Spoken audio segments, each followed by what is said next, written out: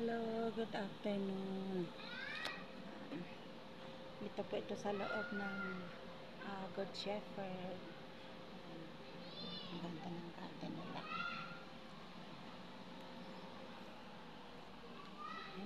Station of the Cross. Ganda po oh. Ito yung garden.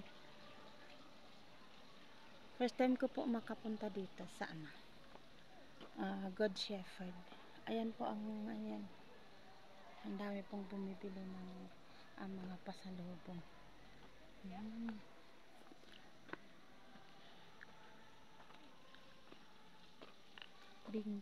Benguet Pine Tree.